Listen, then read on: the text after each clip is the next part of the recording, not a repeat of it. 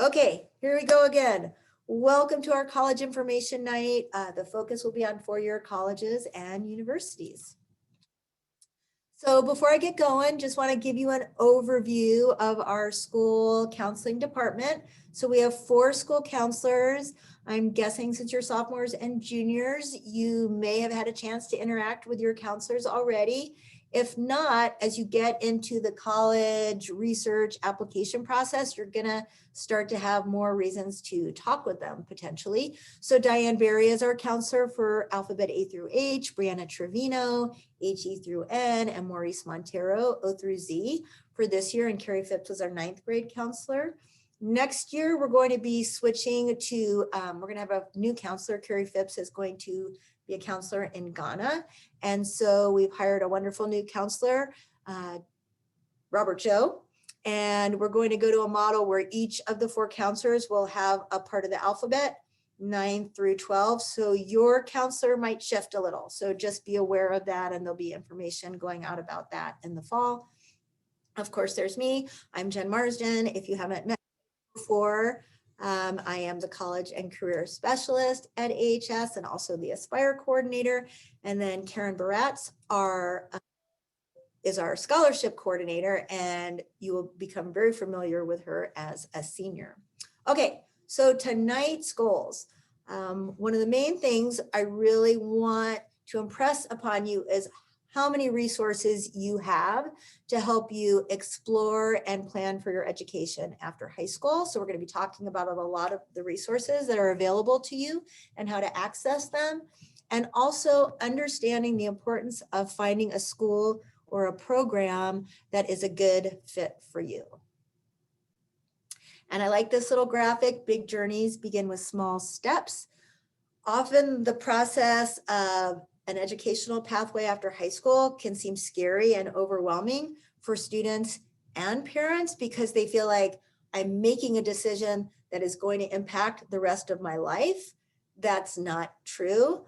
Plan for your next step after high school and best fit, making the best decisions based upon the knowledge and where you are your senior year in high school. So we try to get students and get parents to kind of take a step back and realize that this is not as big a deal as people often make it out to be.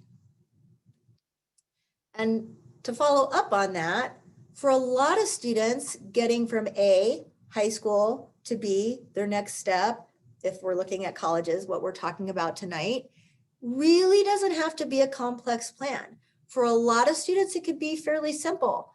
It could be really simple. They've always dreamed of going to University of Oregon. They visited the campus. They love it. It has the major that they're interested in.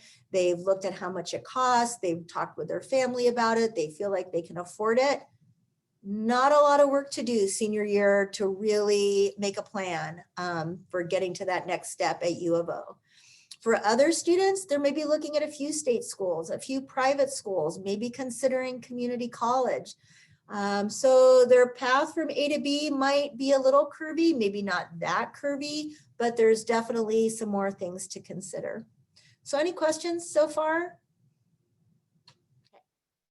Okay, so this first slide is just about some of the resources we have available. And I am going to put in the chat a link to our AHS College Handbook. So if you have not seen it already, and here it is, can you all see that on my screen? Let's put that in the chat right now. If I can get this to come down. So I'll talk about this while I'm doing it. The AHS College Handbook, if you haven't seen it, is something that I put together every year. We took a little hiatus during COVID because many other things going on, but there are a ton of resources in here. It's built to take your junior year through your senior year. It starts with a junior checklist. Here's the table of content, senior checklist, all sorts of resources, SAT, information. I'm going to be referring to it if you want to click on the link and have it to look at on your computer while we're talking. That's totally fine. I'm also going to show you that we have, here it is. It's a hardback copy or a softback hard copy paper of the College Handbook. I'm kind of a paper kind of person. I like to save trees, but sometimes information I'm going to use a lot. I like to have. I think this is really helpful for students to have a copy sitting around the house to kind of mark up, to look at, to talk about when things come up. Every question and things we covered tonight, there's information about it in here. So other resources, SCORE, which is the online platform we have. It's a college exploration and also career exploration tool, which I'll talk about more in a few minutes. The College and Career Center we have here in the library. I'm here right now. And when students are on campus, and now that we do have students back on campus, we have a lot who are coming through and visiting. I realize I'm a little off center here. So lots of resources here. And then Aspire is a program that I also coordinate where we have mentors from the community who can work with students one-on-one to help them make a plan, help them research schools, help them figure out what schools might be a good fit, help them with their college applications and scholarship applications. So that could be a great resource for students. Also, juniors, rest assured, and junior parents and guardians, fall of senior year, all students have a college and career readiness class. We call it CCR. Students get a lot of support on all of the things we're going to talk about tonight. I am in there on a regular basis, doing PowerPoints on all sorts of things, post-high school options, financial aid, FAFSA, all the things we're going to talk about. Students get a lot of time to work in computer labs to get their applications done and their financial aid applications. So that's a great resource for students. Okay, I need to fix this because for some reason it's very off. Okay, so also college info nights like tonight. And then in the fall, we're kind of done with college visits for the year, but we have admission reps who visit our campus. It was all virtual this year, but we had a lot of college visits also from a lot of schools. Sorry, I'm going to stand up. I don't know why this is so off. Okay, move it back. Okay, that's better. Okay, so let me go back here for a sec. So on the college visits, we have a lot of reps, like I was saying, who come. This is a great opportunity for students to learn about colleges. And I really encourage students to come and sit in on colleges that they've never heard about. It's a great way to get an idea of what colleges have to offer. It's a way for students who are applying to competitive schools and might be nervous to talk to college reps from the schools that they're really interested in, to get used to talking to reps from other schools that they're not that interested in.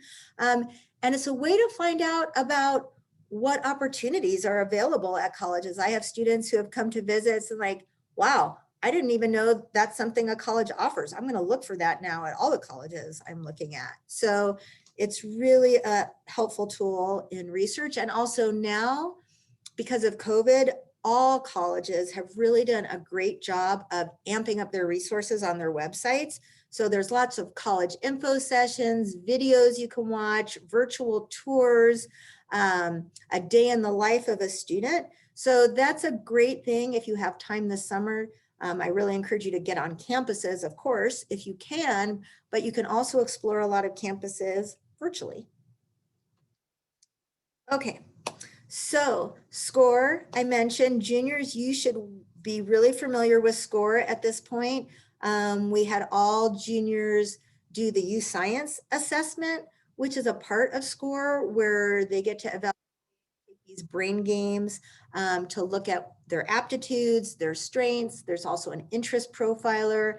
And then it gives students a ton of information about themselves. I was not a believer until I did it, but I think it's an incredibly useful tool. We have a whole SCORE information night from earlier this year that's on YouTube, so I'm not going to go into it much here, but if you haven't, you students haven't really explored your U-Science assessment and the results, you really want to do that, and parents, should encourage your student to do that.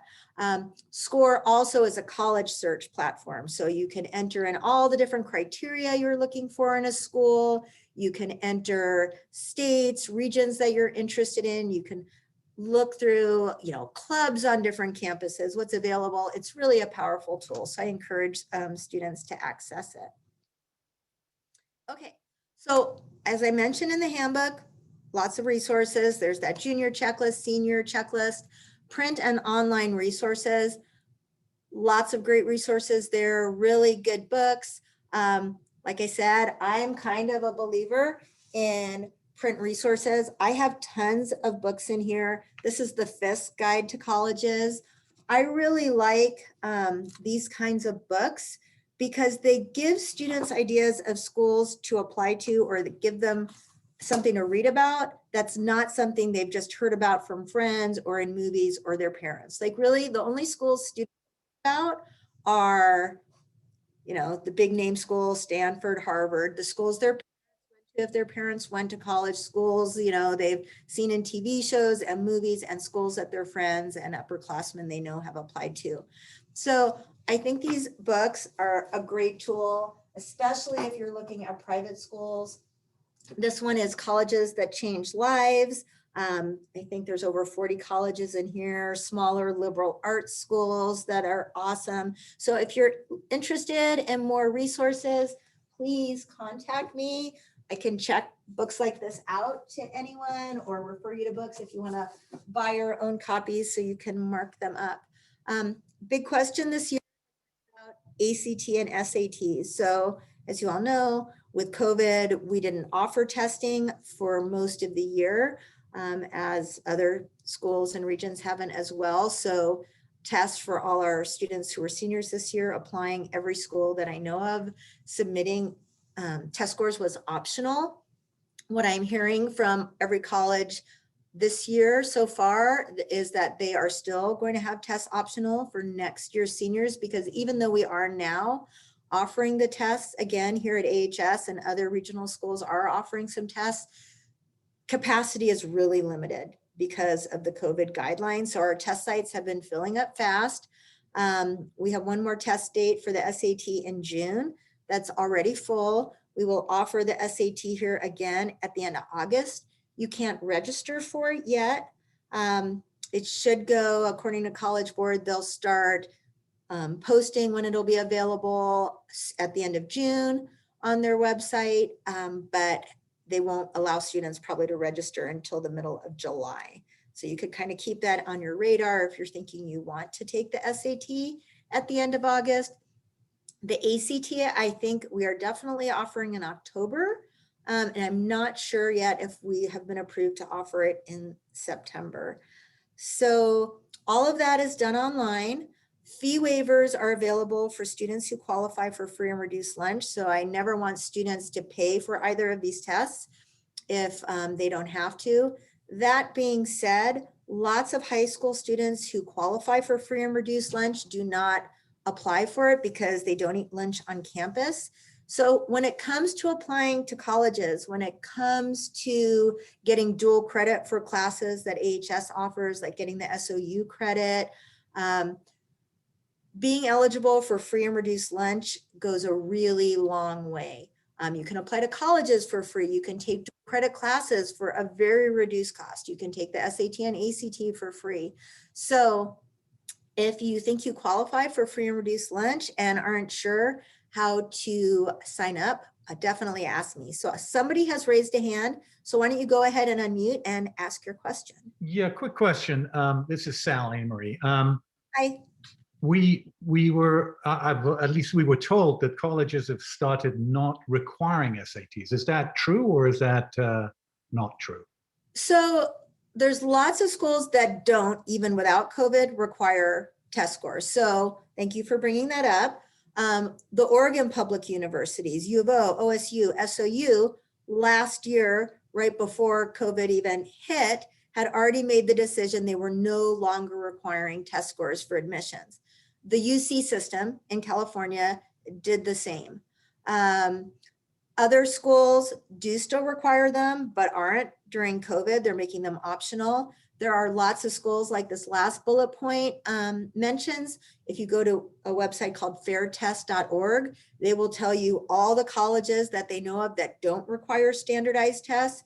So in normal times, schools like Lewis and Clark, you can submit your test scores or you can submit an academic portfolio. Other schools don't even ask for scores and they don't require you to submit an academic portfolio. So that's where kind of doing your research helps. COVID kind of makes it weird and unusual, but they should all have information on their websites about what, at least starting soon, what they're going to be expecting for applicants from the class of 2022. So does that answer that question for you? Yes, thanks. Okay, and one thing to keep in mind, I don't think it's going to affect this year's juniors going into senior year. So when the Oregon Public Universities decided to get rid of test scores as a requirement for admissions, some of them said they were still going to use test scores to determine merit aid, scholarships that they give based on a student's academic achievement. SOU has decided they are not using test scores for that. U of O had said they were still going to use test scores for that, but because of COVID, they haven't this year. Some of the honors colleges also said, nope, we're not going to require scores anymore. U of O is still allowing students to submit them. So again, you kind of have to do your research on that if it's going to make sense if you're applying to our state schools, if you still want to test or not. Okay, so what I talked about earlier, it's all about finding a school that's a good fit for you. And I'm not going to dive into this tonight. And like it says here, there's a whole section in the college handbook on that on page 9. We have an evening we do on how to find a college that's a good fit, which you can watch the video of it if you want, where we really go into all these elements that students should be thinking about when they're looking at what schools they might want to apply for. And 2, doing the research beforehand really helps students feel more in control of the situation and know why they're applying to certain schools, which schools they're going to apply to because they know it's a good fit. Looking at academics, do they have the programs the students interested in? Looking at size, I think I'll be more comfortable at a small school or at a big school. Do I want to be in an urban area, a rural area, somewhere I can ski or easily get out on a hike? What's the culture or atmosphere I'm looking for? Do I want a big rah-rah, D1 sports environment, or, oh, I hate that kind of stuff, I want to go to a school where there's nobody who participates in sports, or do I want something in between? And then the big one, cost. Most of our students, when you look down below here, creating your list, academic reach, academic safety, years ago, I've been doing this for about 15 years, but even way farther back when I went to college almost 40 years ago, the discussion was really about building a list that had your academic reach schools, like, oh, I dream of going to Stanford or Harvard. Lewis and Clark is a great school, but I'm pretty sure I can get in there. And maybe U of O is going to be, it's a great school, I definitely know I can get in. Most of our students, besides those really competitive schools that have a low percentage admittance rate, they get into all the schools they apply to. And what it comes down to for them is whether the school is a good financial fit for their family. So that's why I encourage students and parents to start having these discussions early. Every college by law, thanks to the Obama administration, has on its website what's called a net price calculator, where you can type in information, financial information about your family, your students' academic, facts about your students' academics, so they can kind of look at merit aid, and they'll give you a pretty rough estimate of what that school will cost you out of pocket. And we're going to get into this a little more later in the financial aid section. But the point of this is that the more time you spend exploring and researching your options and what you really want in a school, the more likely you are to find a school that's a good fit for you. And there's a great book. Do I have it here? I have it here. It's called Acceptance, but I don't have the nice cover on it. by Daniel Marcus. It's in the resources in the college handbook. He's a high school counselor, college counselor, and he really talks about the process, senior year, junior year into senior year, what is really available for students in terms of self-reflection and growth, and how valuable the process can be for them, as they really, if they really take the time to figure out what's going to be a good fit, what's going to maybe be the best next step for them. And again, we're not talking perfect fit, right? We're talking good fit. And I also extrapolate this to parents. It's really important for parents to also do their research, to kind of get out of their head in terms of what they have always envisioned for their students, if you're one of those parents that's had that, and really look at the reality of what academic experiences are available for our student now and what is going to make the most sense for your student and your family. So I'll pause for a second. Anyone have any questions about that? Okay. Okay, so here's my brief talk about community colleges before we dive into the 4 years. So we have 17 community colleges in Oregon. They vary from really urban to rural. For a lot of our students, these are a great place to start for a number of reasons. No GPA minimum requirements, ACT, SAT not required, much lower tuition costs, various career pathways. I did a presentation 2 weeks ago on a lot of the community college pathways, a lot of career track pathways where students can come out of a community college with a 2-year degree, and being a physical therapy assistant, graphic design, EMT, in electronics. And I love what I do. I'm glad I have a master's degree, but I have students who have gone to RCC and come out with a 2-year degree who are making more right out of the gate than I'll make by the time I retire. So incredible pathways for students to look at there. You also can do your general education requirements at a 2-year college and then transfer to a 4-year. And I'll mention later, our state has what's called the Oregon Promise Grant, which is an attempt to make community college affordable for all Oregon students. And for that reason and a number of others, many of our students who had thought they would start at a 4-year, when they realize how much money they're getting from the Oregon Promise and how much a 4-year school is going to cost them, they decide to start at a community college. So any questions about that before we move on to the heart of this presentation? Okay, so Oregon Public Universities. So if you look in the handbook, they do have minimum GPA requirements they're looking for.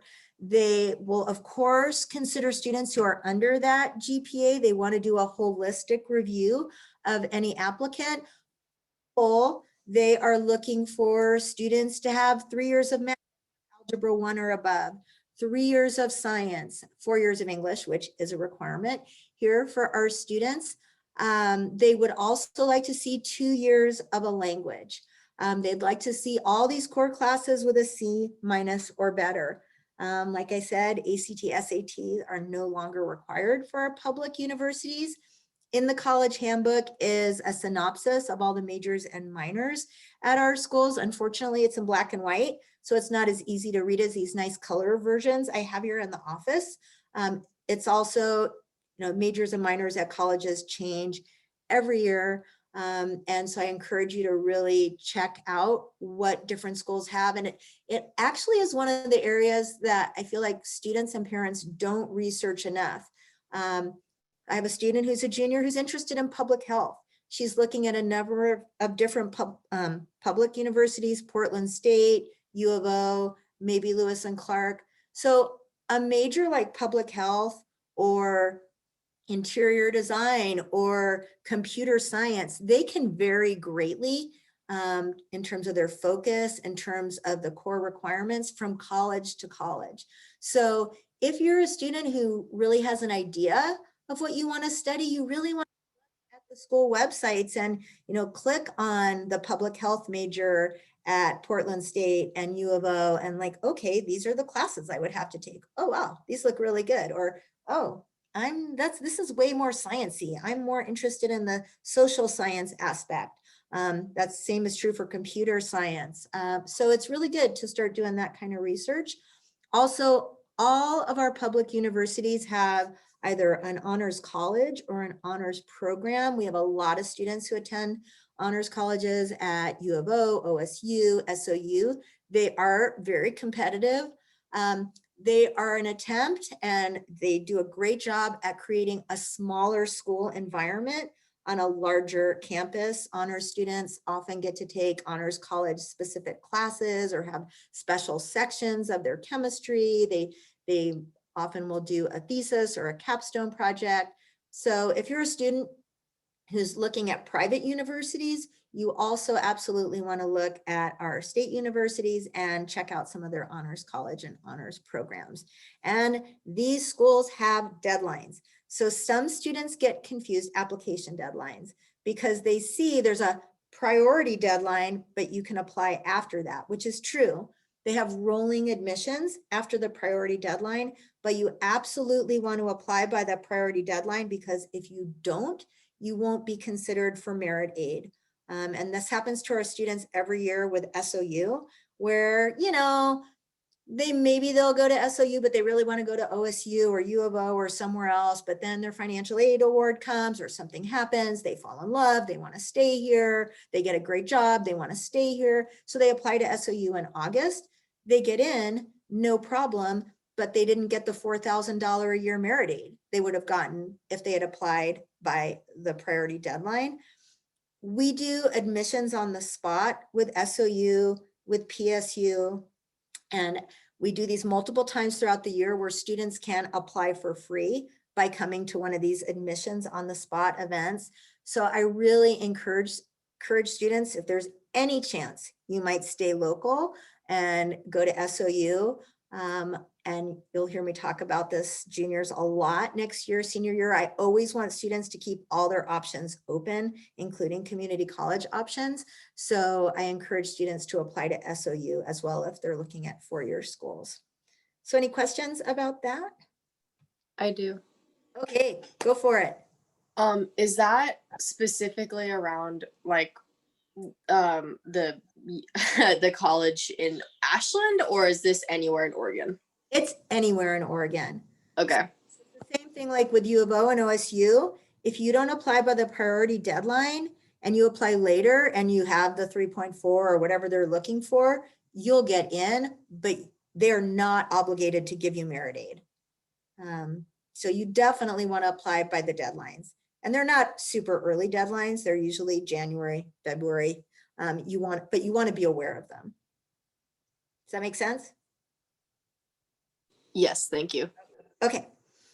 The Western Undergraduate Exchange, there's a section on that in the handbook as well. So that is a collective consortium of 14 or 15 Western states and the Marietta Islands and some other island or weird group that's somehow related to the United States, where students can go to certain schools in those states if you're from one of the member state for a reduced tuition. So for most students, say if I'm a student from New York, if I wanted to go to Northern Arizona University or Chico State, I would pay the non-resident tuition, which at most state schools is like 4 times in-state tuition. But because I'm a student from Oregon and Oregon is a WUI state, if I apply to NAU or Chico State or Montana State, I am eligible for the WUI rate. So it's a really great way for some of our students to go out of state to a school, but not to pay outrageous tuition costs. So if you look at that page or you Google WUI, you'll see, like take California, for example. There are no UC schools like Berkeley, UCLA, UC Davis. They are not WUI schools. They don't need any students. They have international students willing to pay $70,000 a year to go there. So you're not going to be able to go there as a WUI student. So if we have a student who wants to go to Berkeley or Davis, they're going to be paying the out-of-state rate. But for these other schools, It's either an automatic WUI rate, so at Chico State, Northern Arizona University, you apply, you get in, they say, okay, this is what you pay. You automatically get this reduced WUI rate. Other schools like Western Washington University in Bellingham, which is popular with our students, the Montana schools, which are also popular, the WUI's more competitive scholarship. So like with Western Washington, it's very competitive. I think the average GPA of a student who gets it is a 3.9, even though it's considered holistic. But they also can give other good scholarships to our students. It's a popular school for our kids. So if you're interested in WUI and eligibility requirements, what I suggest you do, like, so if you've been dreaming of, you've been through to Missoula, you think it's a cool town, you want to maybe apply to the University of Montana, just Google University of Montana WUI, and it'll give you the link right to the WUI section of their website, and you could see what it's all about. Also keep in mind, there are WUI schools like the University of Arizona or Arizona State, which are popular with our students before they kind of dive in. So you'll see them on the list, but you've got to do your research because only certain campuses are WUI eligible and certain programs. So if you want to be a nurse and go to the University of Idaho and you think you're going to get the WUI, unless they've changed it in the last year, you could get in and go to the nursing program, but they're not going to give you the WUI rate because it's a competitive program and they have lots of people who will pay the out-of-state rate to go there. So any questions about WUI? Okay, oops, missed that one. So mention the California public universities. We do a separate slide on this because they're popular schools with our students. They have the earliest deadline for the state schools. So November 30th is their deadline. That comes up fast, senior year. They also have a visual and performing arts requirement that our Oregon schools and other state schools that I know of, nobody else has this. So what that means is they want students to have 2 semesters of a visual or performing arts, both in the same genre. They don't have to be taken consecutively, even though they require that of California students. So that means you've had 2 art classes, like Art 1 and drawing and painting, or you've been in band for a year, or you've done some theater classes. So I think graphic design also qualifies. They consider classes like woods, what other ones that sometimes students will ask about. We used to have jewelry making and that wasn't considered a VPA eligible. They consider those more crafts. Fiber arts is another one of those. The thing to remember is they will not, California will not legitimize any Oregon schools VPA classes. So what we do is we look at the classes that are eligible in California and the ones that we have that are similar, we tell students these will probably satisfy that. And I've never had a student turned away from a California school who had one of those classes. So if your dream is to go to Berkeley or UCLA or Chico and you're concerned that maybe you don't have the right classes, you still have senior year to get them in. Sophomores, you have lots of time. So ask me questions about that afterwards if you do. Okay.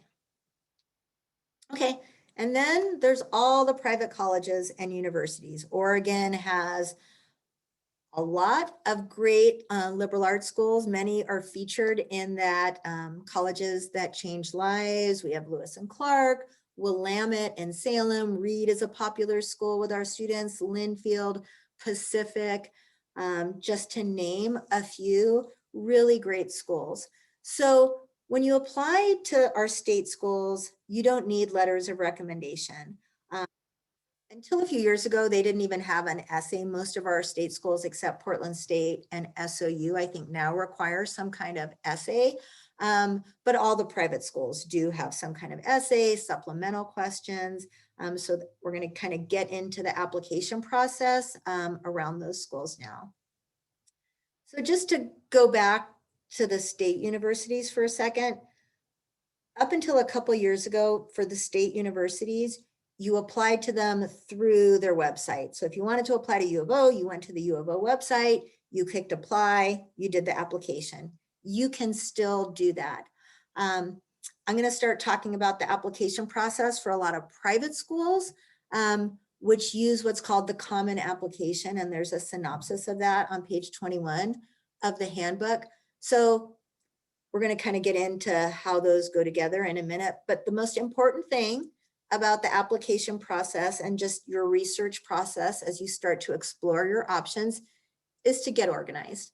If you get information in the mail, you know, or you're taking notes on the pros and cons of a school, you know, try to get a binder or make a spreadsheet, a folder, something where you could start keeping your information. Students, a lot of students here really love spreadsheets where you can put in the name of a school, put the deadline, put the costs, put your pros, put your cons, information you learn as you go along. That could be a good way for some students to do that. Really important from the beginning. Review the admissions requirements. What are they going to need from you? Are they going to need letters of recommendation? Do you need to take the SAT or ACT? Probably not critical this year. Another thing to look at, which is one of the reasons I love these books, is what's the average GPA of a student who gets in there? What are the average test scores? I really, really hate when parents like are pushing their kids to apply to Stanford and there's just no way they're going to get in there. The Stanford application is a bear. To like push your students to apply to private schools that they're not going to get into is a lot of work. And so I really encourage parents to work with their students to make a realistic list of schools. And yes, we have students who apply to those schools because they do have a chance of getting in, and I encourage them to do that.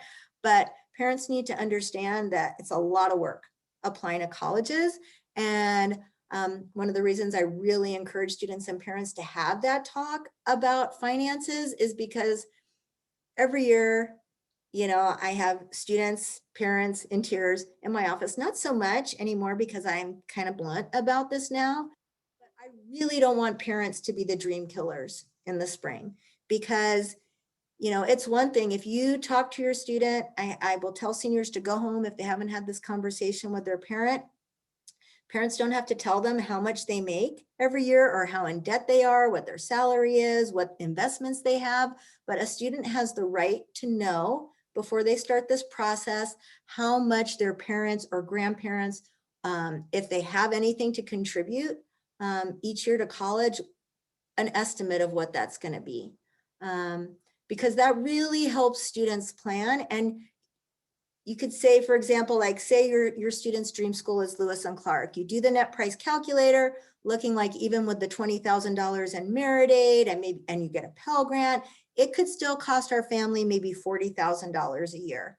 Okay, that's not really going to be doable for our family, but you can tell your student like, hey, they give 5 full tuition scholarships a year. You might get the Ford Scholarship, which is Oregon's biggest scholarship, which covers 90% of a student's unmet need. But really important for students and parents to have that conversation. So when the student gets into Lewis and Clark and gets their financial aid award, they've already been thinking like, hey, if it says we're going to need to pay $40,000 a year, that's not going to make sense for my family.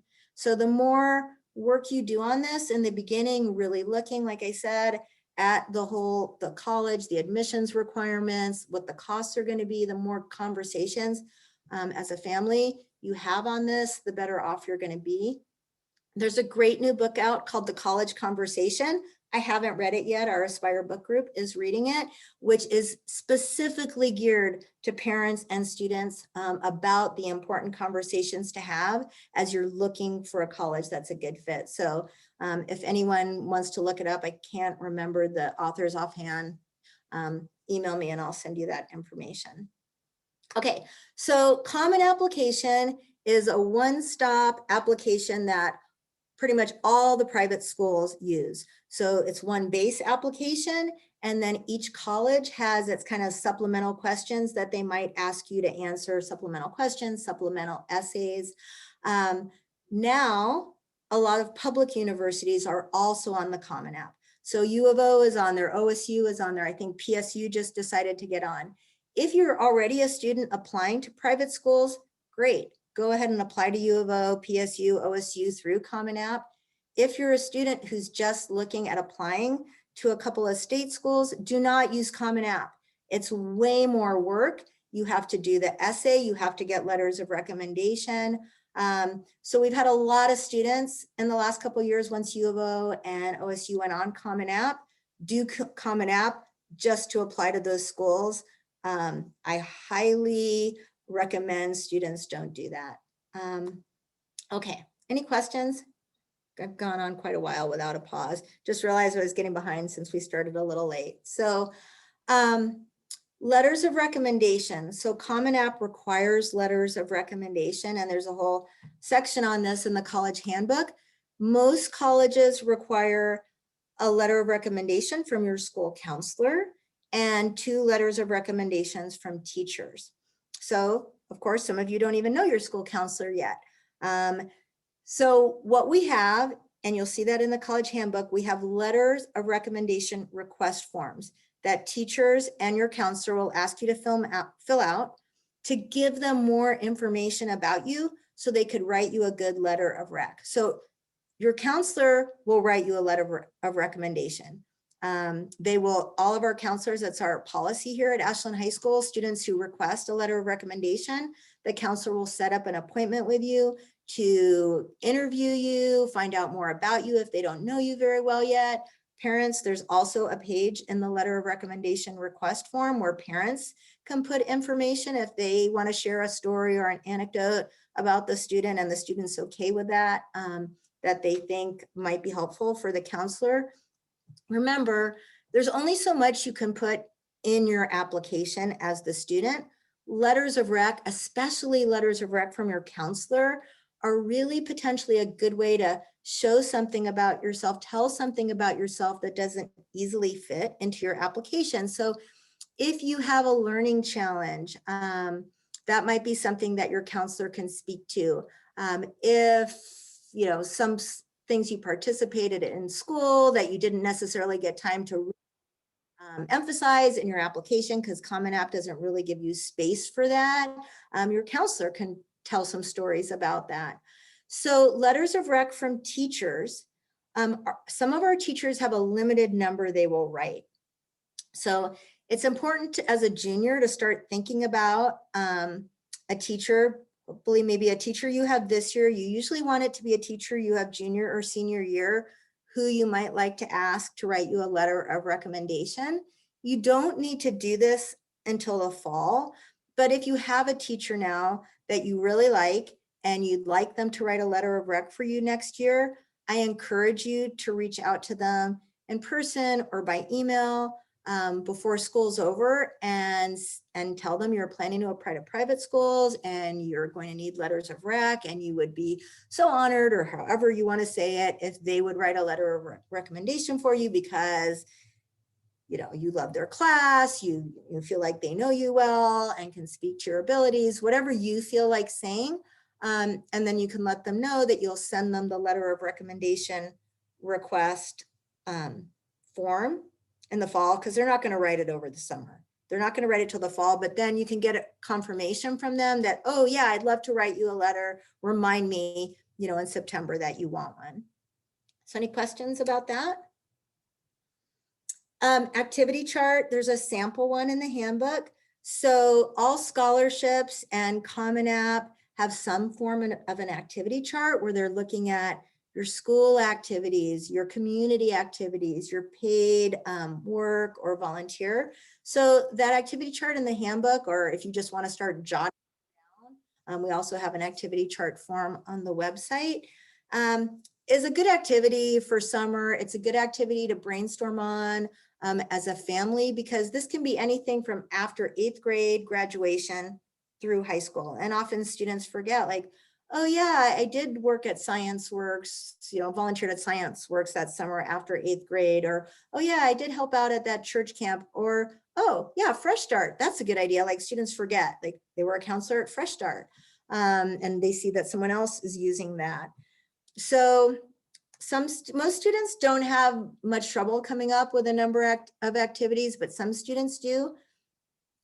They're really looking for what you've been involved in, what you're passionate about. If you're a student who's devoted hundreds of hours to your art or karate or gymnastics, but those things don't easily lend themselves to an activity chart as they're kind of a personal interest on a club or a team. there's ways to work those in to your activity chart. So if you need support with that, let me know. And then all these applications and scholarships will have personal statements or essays. This is really the one place where the students get to express themselves, where the scholarship organizations or the college admissions offices really get to hear the students' individual voice, what's important to them. So we work on those in the college and career readiness class. It's also something that students really like to get started on in the summer. And I have an Aspire mentor who's also a private college counselor. She offers a summer workshop working one-on-one with students. She's been doing it one-on-one since COVID. It's all online, but where she really leads students through a really good reflection process to help them come up with something that they want to write about. And it's all sliding scale. So if anyone's interested in getting some more support on that, email me and I could send you her information. And then with Common App, your counselor will upload your transcript. If you're applying to public schools that you're not using Common App for, you will request that the high school send a transcript, and we have those transcript request forms. So those are kind of some of the nuts and bolts for you juniors to be thinking about for senior year. One thing to think about too is some schools have what's called early decision applications and early action applications. And what that means is you apply earlier in the fall and they let you know by winter break if you've gotten in or not. So a lot of students like that because they feel like, I know where I want to go, I can do that, and then it'll all be done by winter break if I get in. And I know I can afford that school, and great. So here's the difference between early decision and early action. Early action, you get to apply early, you find out by winter break, but it's not binding, meaning if the school lets you in, you don't have to go there. Early decision is considered binding. So if you apply to a school early decision and they let you in, they expect you to go there. The only reason legitimately to get out of going there is if you really can't afford it. But most of the schools that are early decision are schools that try to meet a student's financial need or are no loan. So that's something to keep in mind. One of the benefits besides getting to know that you got in early to early decision or early action is that if you are a student who's a really qualified candidate for that school, so, and it's a very competitive school, they admit more students percentage-wise, early decision and early action.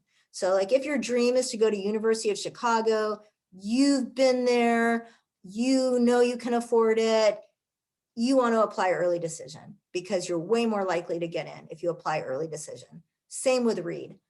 But for a lot of students, it's like, oh no, it's like October 15th for Stanford to apply early decision, or November 1st or 15th for some of these other schools. That's, you're not sure, you're not ready, absolutely do not do it.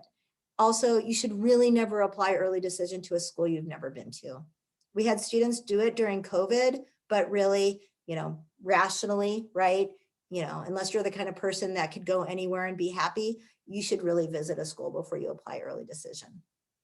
Okay, any questions before we move on?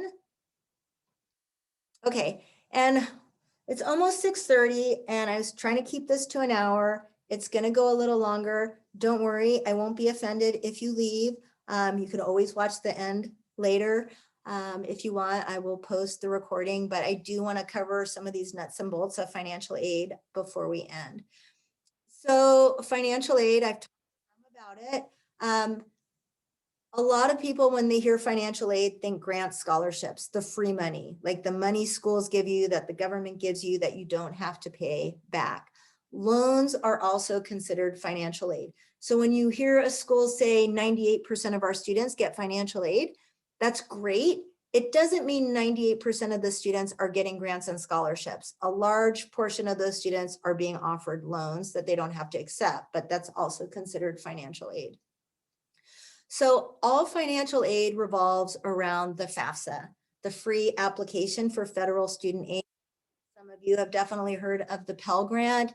That's the big federal grant that students can get by completing the FAFSA. So the FAFSA goes live for seniors to fill out October 1st of senior year.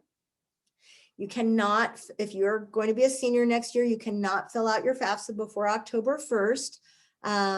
So students next year who are seniors will be filling out the 2022-23 FAFSA because they will be starting college in the fall of 2022. If you hear students, if you hear friends or parents, if you hear other adults say, oh yeah, we already did the FAFSA and it's September, don't panic. It's because they did the wrong FAFSA. Don't rub it in their faces. It's fine. They made a mistake. They'll just have to go back and do the 2022-23 FAFSA when October 1st rolls around. Because if you log on now, you'll see the 21-22 FAFSA, and a lot of parents get confused and they do that one. So you're here, so you're not going to make that mistake, and spread the word to your other parent friends and students. You can spread the word to other students too. So before you fill out the FAFSA, the student and one parent needs to get what's called the FSA ID, which is your electronic signature. No need to do that before. We will do that in CCR. I will guide students through this. And then if you are a parent who hasn't done a FAFSA for yourself or for an older child in the last number of years, your student can come home and show you how to get your FSA ID, or you can come to the financial aid night in the fall where I go into more detail about financial aid and how to get your FSA ID. The FAFSA also qualifies students for the Oregon Opportunity Grant and the Oregon Promise Grants because the federal government sends FAFSA information to our state. And then one last thing about financial aid applications. A lot of private schools use an application called the CSS profile. In addition to the FAFSA, it asks for a lot more detailed financial information from families, parents, than the FAFSA does. So say your parents and the family are divorced. When you fill out the FAFSA, if a student has divorced parents, only one parent's household income has to appear on the FAFSA.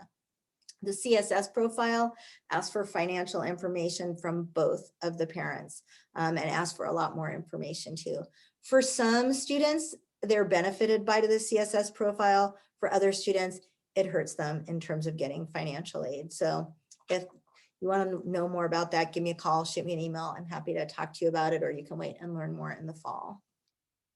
So scholarships are another form of financial aid. Lots of info in the handbook on how to get scholarships. Like I said, students are going to get lots of information about this in the fall. And even though you hear that private schools are really expensive, some over $80,000, often it is cheaper for our students to go to a private school than a state school because a lot of these private schools have huge endowments. And they are what I mentioned earlier are known as no loan schools, or they're schools that meet a student's financial need. So just as an example, my niece and nephew grew up here in Ashland. My nephew went to Amherst, which is a no loan kind of Ivy League type school back east, over $70,000 a year. My niece went to U of O honors. They both got great educations, but it was more expensive out of pocket for my niece to go to U of O, which at that point was probably not more than $20,000 a year. And then for my nephew to go to Amherst because they were only asking Amherst for $5,000 out of pocket. So if you're a student who's a really good student and wants to look at these private schools, we have a student now who's a nursing student at Case Western in Cleveland, huge endowment at that school, and they gave her absolutely everything. I think she even gets travel vouchers. University of Portland, a private school, great nursing program. She actually really wanted to go there, but they just could not meet that. And so she's been at Case Western and loving it. It's a great experience for her. This is just a little more scholarship information that you don't need to know much about at this point. And then this is just a final slide letting you know that there are all these college and career pathway information sessions posted online at the AHS YouTube channel. So if you want to learn more about SCORE, like I mentioned, you can go and find that. Or if you can't find it, email me and I'll send you the link and learn a little more about topics.